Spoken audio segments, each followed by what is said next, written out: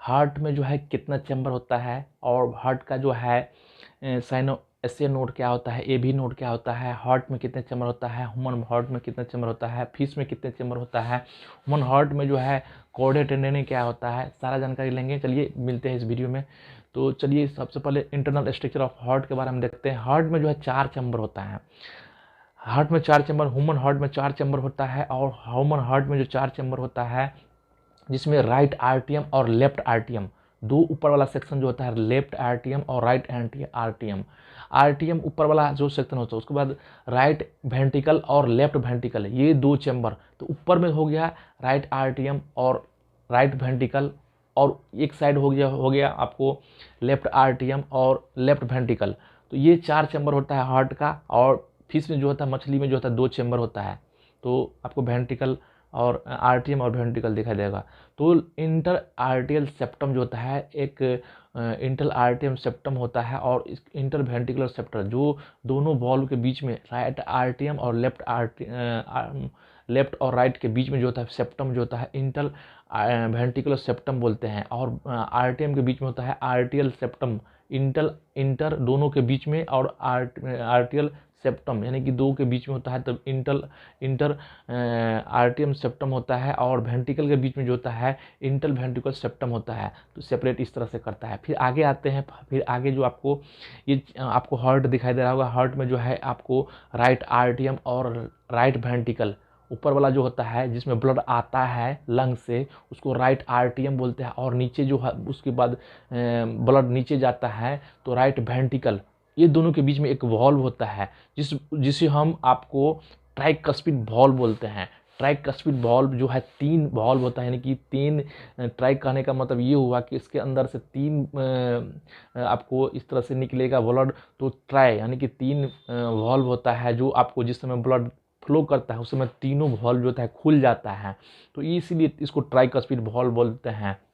तो ये कहाँ होता है, तो राइट आर्टियम जो और राइट वेंट्रिकल के बीच में एक वॉल्व होता है, इसको ट्राइकस्पिड वॉल्व बोलते हैं। तो ये जो है आपको जिस समय ब्लड आता है हार्ट में उस समय में खुलता है मात्र। तो ये वॉल्व हो गया। उसके बाद जो होता है आप आगे आते हैं। आगे जो है लेफ्ट आर्टियम और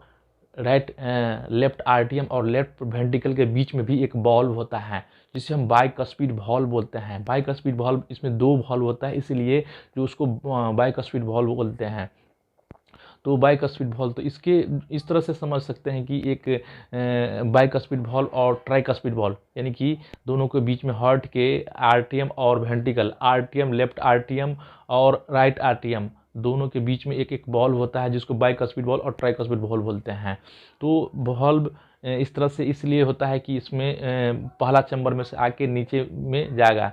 तो आपको इसके बाद जो है आगे आते हैं। आगे जो है आपको एक इंटरवेंट्रिकुलर वॉल्व होता है। इंटरवेंट्रिकुलर वॉल्व में जो है आपको एक मस्कुलर जो है नीचे जुड़ा होता है, जिसको हम कॉर्डा टेंडन बोलते हैं। कॉर्डा टेंडन क्या होता है, तो आपको ये राइट आर्टियम और राइट वेंट्रिकल के बीच में एक वॉल्व होता है ट्राइकस्पिड वॉल्व। ट्राइकस्पिड वॉल्व से जुड़ा होता है एक मस्कुलर, जिसको हम कॉर्डा टेंडन बोलते हैं। ये पेपिलरी मसल का होता है। पेपिलरी मसल का मतलब ये हुआ कि पेपिलरी मसल जो है मसल कंट्रैक्ट करता है, रिलैक्स करता है। तो ये आपको इस तरह से वॉल्व हो गया। तो इसको वॉल्व क्लोज होता है, ओपन होता है, क्लोज होता है, ये वॉल्व हो गया। उसके बाद आगे आते हैं। आगे जो है आपको ये वॉल्व रिलैक्स करता है और कॉन्ट्रैक्ट करता है, जिससे आपको वॉल्व खुलता है और बंद होता है। तो उसके बाद अरोटा और पल्मोनरी ट्रंक होता है। अरोटा से ब्लड जब आता है और पल्मोनरी से जो आता है, तो वहाँ भी आपको एक पल्मोनरी वॉल्व दिखाई देगा और ऑरेटिक वॉल्व दिखाई देगा। तो इस तरह से है आपको ऑरेटिक वॉल्व और पल्मोनरी वॉल्व भी वहाँ पे पाया जाता है लंग से जब ब्लड आता है।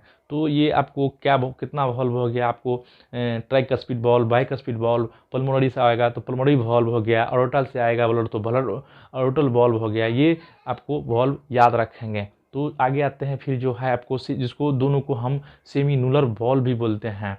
तो हार्ट में वॉल के बात स्ट्रक्चर की बात करें तो उसके हार्ट के अंदर जो है वॉल्व जो होता है आपको राइट आर्टियम से और राइट आर्टियम और राइट वेंट्रिकल के बीच में जो वॉल्व इसलिए मजबूत वॉल्व होता है, थिकर होता है, क्योंकि वहाँ ट्राइकस्पिड वॉल्व है, 3 लेयर है। ब्लड जब ब्लड आएगा तो वहाँ पे ज़्यादा ब्लड आएगा, तो इसलिए वहाँ का लेयर जो होता है मोटा हो जाता है, और as compare to left ventricle और लेफ्ट आर्टियम के बीच में। तो ये हार्ट का वॉल्व हो गया।